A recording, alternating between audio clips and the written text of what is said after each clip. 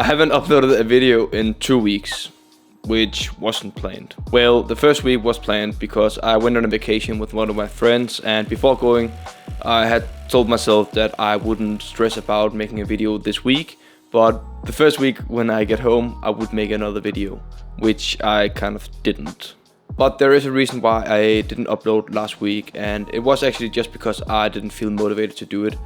And I know it's a bad excuse, but just the ideas and the things I actually made last week just didn't cut it, in my opinion. So I decided not to upload any video last week, but this week I'm back with another video, and I already have another video planned for next week.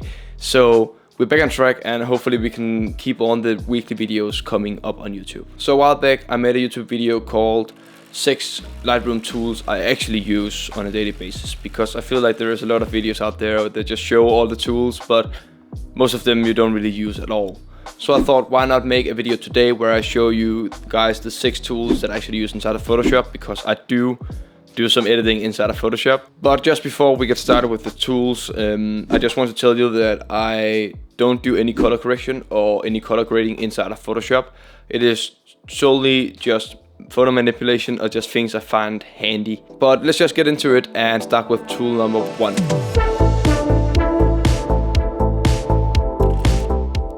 So the first tool is called the Spot Healing Brush tool, and this is probably the tool I use most of the time. I use it to remove specific objects from the photo that I think is disturbing the photo and kind of ruining the viewer's feeling of what you should be focusing on.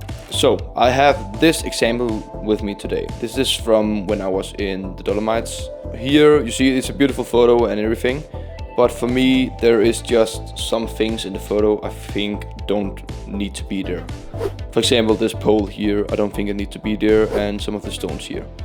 So the thing you want to be doing is you press J on the keyboard, or you go out to the toolbox here and find Spot Healing Brush tool. And if it isn't on Spot Healing Brush tool but one of these instead, you just right click or double click on it and you get this menu up and you can choose it. The only thing you have to do here is press down over the thing you want to remove, and it should be removing it pretty good. But as you can see here, nothing is perfect, so it isn't removing it very good here. But one thing I think it don't have any problem with removing is these stones here. So you just press on them. It actually have, okay. You just press on them and it's doing a pretty good job sometimes. If you're not satisfied with the result the first time you do it, you just press Command C to undo, and you can maybe make the brush a bit smaller. By pressing Control, you get this menu up, and you can maybe make it smaller so it knows what to focus on. So I use this a lot of times. This photo probably isn't the best thing to show it off because, as you could see, it didn't do a good job there. So as you can see, the Spot Healing Brush tool isn't perfect, and sometimes it just doesn't do the job and you need to use another tool.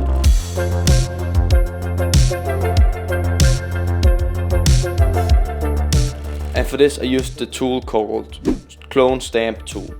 And you can either press S, as you can see here, or you can go over here and use the Clone Stamp tool. So I'm gonna use this photo as an example. You can see here I have a person in the middle of the photo here with a beautiful background. But there is one thing that's really catching my eye and I don't like it, which is this little sign over here. Normally you could use the Spot Healing Brush tool, but I think just for the sake of this video I'm going to show you how I use this. So the way this works is you press Option on the keyboard. I don't know what it is on Windows, but you have to try it out. You choose a place where the Clone Stamp tool is copying from. So as you can see here, I press Control, I press on the mouse pad, and it kind of copies what's over here. So if I place down here, you can see that it is just removing it, and it's actually doing a pretty good job of keeping this really realistic. So if you want to do it like really precise, you just choose a place right outside of where you want. You do this, and when you move it down, it's also gonna move down the thing that's choosing where it's copying from. So That's pretty easy, and I use this a lot of times if the spot healing brush tool doesn't work. So it's really a handy tool. But let's get into tool number 3.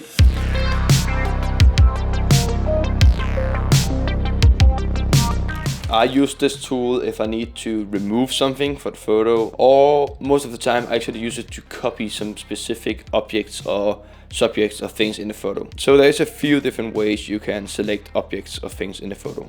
I'm gonna select my subject here. And the normal way I do it most of the time is with the pen tool.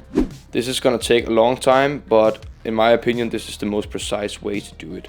So you zoom in on the object, and then you just slowly make like a frame around the subject you want to be selecting. You can do this way more precise, and I'm not gonna do it all the way around, but I think as long as you get the point of what I mean by this, you can really be precise with this, and you can really choose the subject you want really precisely. But there is 2 other ways I use sometimes to select the subject inside of my photo. And it is up here, called the quick selection tool. If I press here, it's gonna select as good as it can the objects I have selected here, and because he is another color than the background, it is very easy for the program to select it. But as you can see, it did not get the foot and the legs here. Then you just press. You can see it has selected some of the other things, which we can fix. So then you go up here, and there's a plus and a minus. The plus is if you want to select more in the photo. So if he was bigger or something and you wanted to select something out here, just press out here, and it's gonna do its best job to find out what you want to be selecting. But I want to remove something, so we press on the minus here, and as you can see, it is removing here. It's doing a pretty good job actually. I think this is pretty good for anything. And then you can copy it and you can go use it on another photo or anything else. So there's one more way I usually select my objects in the photo, and it's very easy. It is probably the easiest way, but also sometimes the most inaccurate way. So you go up here and press W, and you select Object Selection Tool. This you can draw around the object here, as I do right now. Make sure it's finished up here again, and then it is actually just selecting the object, and as you can see, it is doing a really good job right now. I think the only thing we don't have in the frame is some of the code up here, but we can fix that if you wanted to. So this tool is very powerful if the thing you want to be selecting is far looking from the background. So if there is a big contrast with the colors. Yeah, but let's move on to tool number 4.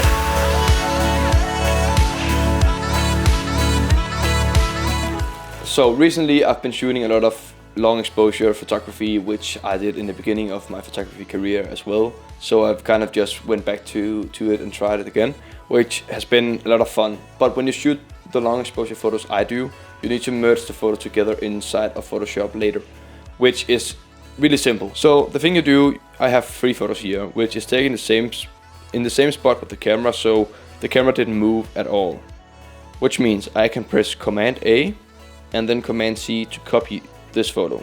I then go into this layer, which is my main layer, and I press Command B to copy it in there. I can then remove this one, and then I press Command A, Command C, Command V. Alright, so we now have all the layers inside of here, as you can see, and I want 2 of them to be merged together, and the last one we're gonna do another thing to do, which is also a tool I'm using all the time. So the way you do this is you go inside of here, and you can see this is kind of the merge thing, and when we go down here you can see it is choosing all the different things, and you just kind of have to play around and see what fits. Usually with the long exposure photos with bright colors, I usually use lighten, which, as you can see here, if I do this, it's kind of merging them pretty good together. But there is one thing we're still missing, and that is me from the photo. And right now, if I do this, I am just the only thing in the photo which we don't want to be using.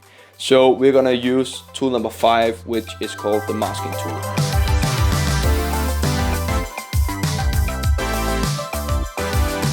So for this, we want to be choosing the first photo with layer number 1, and we are going inside of here and making a mask. And you do this by pressing on the little flag down here with the circle in the middle, And then you press B for the brush tool. And I want this brush to be a bit bigger here. So like this. Then you want to make sure that these colors are black and white. And it needs to be totally white and totally black. And then, as you can see, when we brush over here, the other photos actually go inside of here. We just have to make sure it doesn't look unnatural in any way. And I actually want to have the flow up and the opacity up, because then it's gonna be a bit more bright here. So yeah, you can go way more into detail and fine tune it way more. I usually do that when where I just go in here, because if I go over my foot, it's gonna disappear. So you have to make the brush a bit smaller, as you can see here, and then just brush around it so it's looking natural. You can play around the opacity and flow as well.